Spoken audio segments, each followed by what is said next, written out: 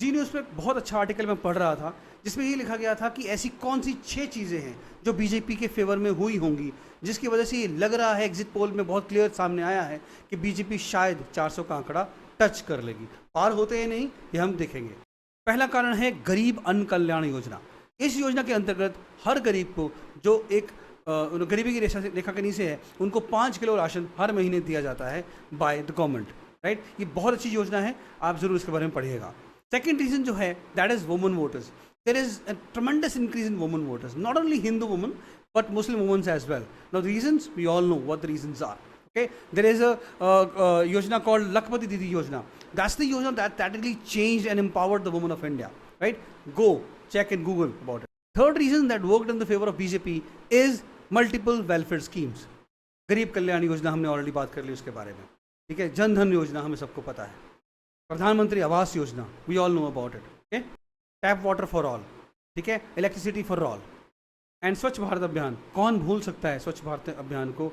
हर घर में स्वच्छता, हर रोड में स्वच्छता लाई गई।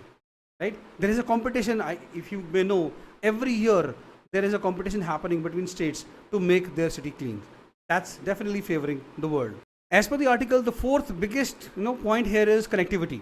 बीजेपी ने की लीडरशिप में बहुत सारी रोड्स, बहुत सारी कनेक्टिविटी बनाई गई, ठीक है। आप गूगल कर सकते हैं, मुझे डेटा दिखाने की जरूरत बिल्कुल नहीं है यहाँ पे। The next topic here is revival of Hinduism. आप सब जानते हैं, श्री राम, हमारे पूज्य श्री राम अपने घर में वापस आए, किसकी वजह से हम सब जानते हैं। That could be a biggest advantage as well. Kashi Vishwanath का corridor, Mahakal Lok, and PM's visit to South Indian temples, that really pivoted the Hinduism. Revival of Hinduism has happened drastically. The sixth and very important point here is foreign policy and nationalism.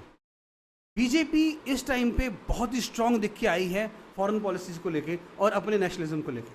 Right, जिस तरीके से हमारे external affair minister S Jaishankar ji ने India को different forum में present किया है, चाहे वो यूक्रेन वार हो, राइट, यूक्रेन और रशिया की वार हो, या और बहुत सारी चीज़ें, he was a very he was very candid and very clear about what India stand is, and he was not taking his step out of it, away from it. So these were 6 pointers that were written in an article that I read lately, right, that really help you. I want everyone to know about it. These could be the pointers in BJP win, if BJP win tomorrow with glory. Thank you very much guys. Jai Shri Ram.